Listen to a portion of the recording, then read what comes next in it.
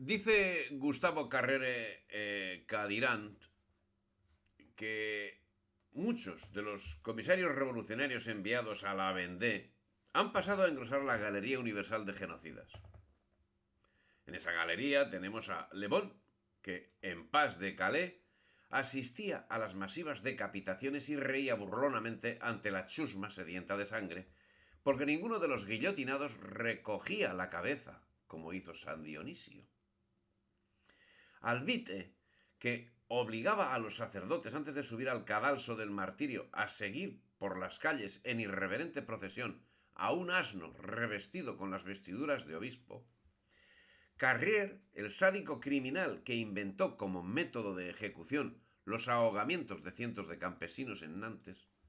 El terrible fiscal de la Revolución, Fouché, sacerdote renegado convertido al jacobinismo más izquierdista y radical conocido como el cañoneador por idear como rápido procedimiento de exterminio el masacrar a cañonazos a los prisioneros de Lyon. Las matanzas son seguidas de enterramientos sin identificación o simplemente los cadáveres son arrojados a los ríos y a los pozos. Los más bajos instintos salieron a la luz en estos tristes días de la historia de Francia y de la humanidad. Aquí se asentaron las bases de los nuevos genocidios que sacudirían la humanidad durante los siglos XIX, XX y XXI. Oficiales republicanos, luciendo botas hechas de pieles curtidas de los campesinos de la Vendée. En el ejército escaseaban las botas y la idea de utilizar la piel humana fue de Saint-Just. El célebre Saint-Just, que tiene unos escritos que yo recuerdo cuando de joven los leía y, bueno, yo como siempre he sido contrario a los Borbones y tal, pues me parecía, me parecía simpático, pero desde luego es absolutamente terrorífico, es para leer las declaraciones en los juicios que hacía Saint-Just, porque era acusación directa, él era el fiscal, terrorífico esto. Bueno, es el caso que todavía hoy se puede contemplar en el Museo de la Historia Natural de Nantes una piel de vandeano debidamente curtida.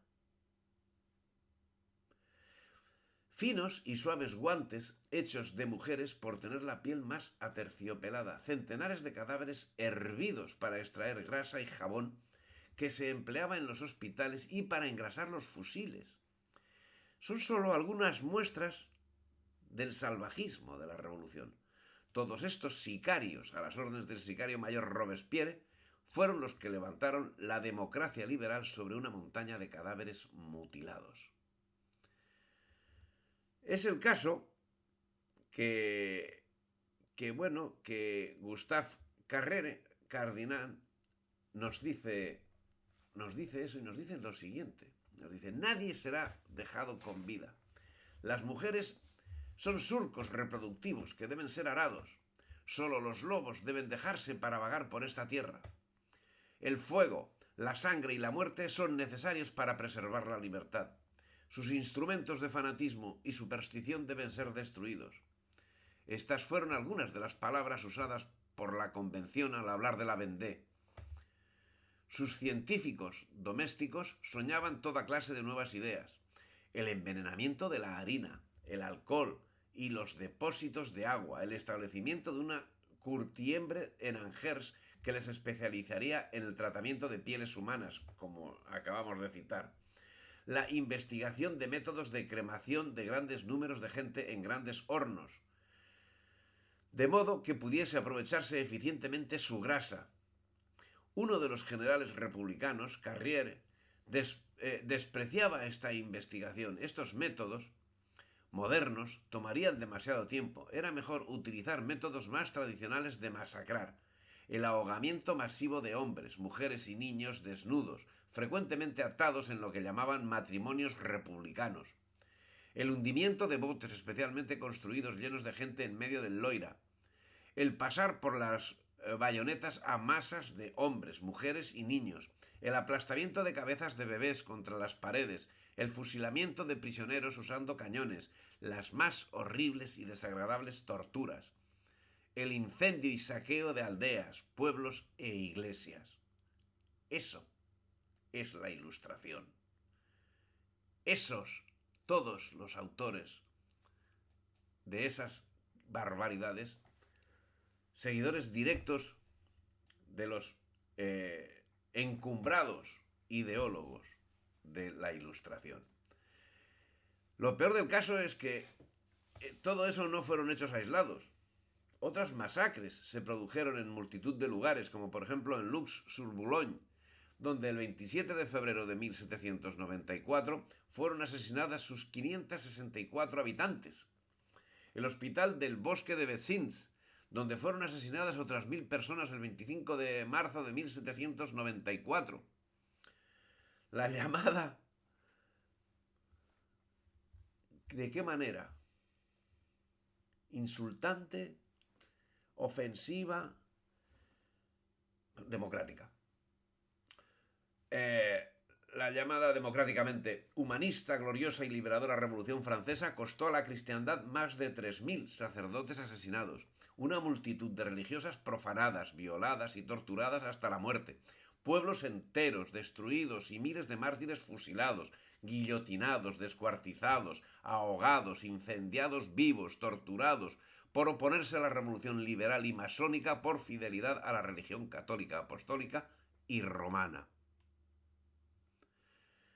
Eso, que lo denuncia Gustavo Carrere Caldirán, es algo que se repetiría posteriormente en otros sitios, como por ejemplo, en más sitios, pero por ejemplo en Rusia o en España en los años 30. Tengámoslo presente. 22 fueron los obispos que en España la democracia se llevó por delante. Como señala Hans Graf Uy, fueron violadas las monjas, cuerpos vivos de muchachas soportaron el descuartizamiento, se formaron hileras con los niños para ahogarlos en estanques y pantanos, mujeres embarazadas se vieron pisoteadas en lugares hasta morir, y en aldeas enteras los vecinos perecieron por beber agua que había sido envenenada. Casi 120.000 habitantes de la Vendée fueron asesinados, arrasados y arrasadas decenas de miles de viviendas. Nunca Francia, nunca pidió perdón por la aplicación del terror. Nunca. Y estamos en 2025.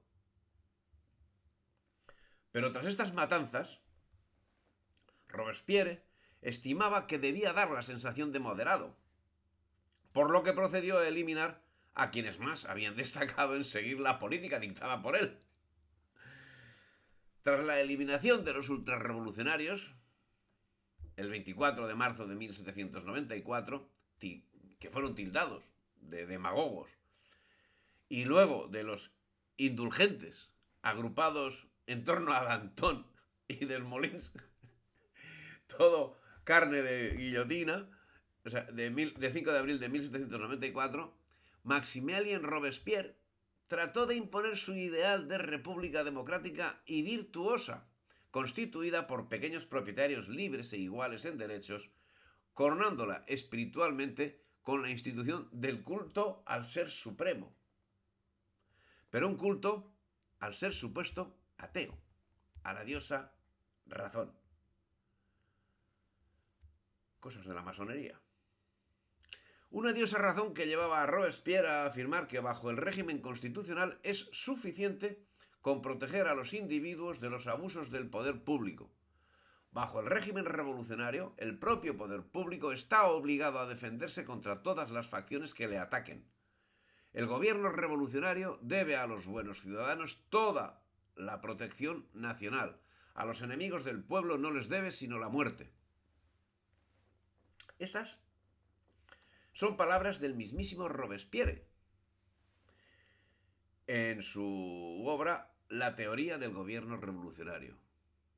Y la pregunta subsiguiente es, ¿quién determina quiénes son los enemigos del pueblo?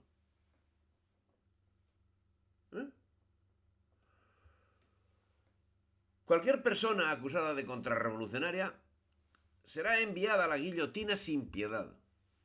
Así fueron ejecutados desde los extremistas contra la revolución hasta los más moderados.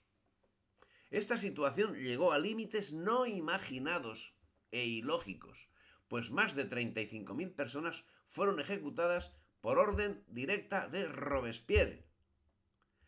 llegando al extremo de ejecuciones sin sentido más que la mínima sospecha de los líderes de ese periodo. Santiago Carrillo se ve que aprendió bastante de su amigo Robespierre. Santiago Carrillo y la Pasionaria, cuidado que ahora está tan homenajeada por el gobierno anti-español. Cualquier persona acusada de contrarrevolucionaria era enviada a la guillotina sin piedad. Así fueron ejecutados desde los extremistas contra la revolución hasta los más moderados. Esa situación llegó a límites no imaginados e ilógicos, pues más de 35.000 personas... bueno, he repetido el párrafo, lo siento. Bien, la persecución religiosa desatada durante la Revolución Francesa, además de causar numerosas víctimas, se cebó con el arte sagrado, casualmente igual que en España en 1936. En nombre de la razón, se devastaba la cultura por ser de origen religioso. El activismo revolucionario era la excusa. Este necesitaba presuponer la omnipresencia, aunque solapada, de la contrarrevolución como manera de consolidar un discurso en el cual la defensa de la revolución predominaba por sobre los derechos de los individuos. Se trató sin duda de un reinado de la sospecha y de la denuncia madrugadora. Hechos por los que esta fase sería asemejada a la mecánica stalinista conducente a las grandes purgas de 1937 y 1938. Estas coincidentes en el tiempo con las mismas que se hacían en España. Los comités de vigilancia, los juicios farsa y la inculpación por extensión familiar, así como los certificados de civismo y la sospecha sobre categorías generales como nobles y sacerdotes, por no hablar del exterminio de todo lo que se mueve en Lyon y la Vendée, constituyeron saltos cualitativos del régimen del terror. Que cuidado, no le he puesto yo el nombre, ¿eh? El régimen del terror figura en la historia. Algún historiador ha descrito al Gran Terror como un compromiso legalista, un esfuerzo por ajustar y por definir el campo legal concedido a la violencia inicial de la revolución en contra del antiguo régimen. En fin, el caso es que a los jacobinos se les fue la mano. Se calcula que las víctimas del terror rondan los 800.000. 800.000. Sospechosos entre presos y ejecutados. No fueron todos ejecutados, ¿eh? Aquí a los acusados no les salvaba el arrepentimiento. Y el espectáculo público cubriendo de insultos a los ajusticiados daba una nota de color que es echada en falta en los autos de fe de la Inquisición. Pero no terminaba ahí el genocidio. La Comuna de París decreta el cierre de las iglesias, la destrucción de las estatuas y hasta el derribo de los campanarios, que como ahora pretenden con el Valle de los Caídos, ya que eran a su juicio un atentado a la igualdad republicana. En 1871, tras la derrota de Luis Bonaparte frente a Bismarck, los trabajadores franceses tomaron el poder en París. Estamos hablando de un siglo después, instaurando el régimen de la Comuna. La burguesía francesa y alemana se confabulaba para reprimir a la clase obrera. Y el liberal Thiers encabezaba la represión. Resultado: cerca de 100.000 trabajadores asesinados, decenas de miles detenidos y más de 7.000 deportados. Eso no interesa la historia. La Comuna de París, bajo el terror de los jacobinos y blanquistas, se llevó por delante a más de 20.000 personas. Después de todo, Weishaupt había explicado a sus discípulos: usted debe ahogar a todo aquel que no pueda persuadir. Alguien se sintió rehabilitado en esos tiempos, después de siglos de haber sido expulsados de Francia. Con la Revolución Francesa obtuvieron los judíos carta de naturaleza que se iría extendiendo por toda Europa a lo largo de la segunda mitad del siglo XIX. Pero en Rusia continuaron las expulsiones hasta 1909. Desde 1882 hasta 1909 llegaron a Estados Unidos procedentes de Rusia 1.397.423 judíos, aparte de los más de 54.000 que alcanzaron el país entre el 1 de julio de 1908 y el 30 de junio de 1909.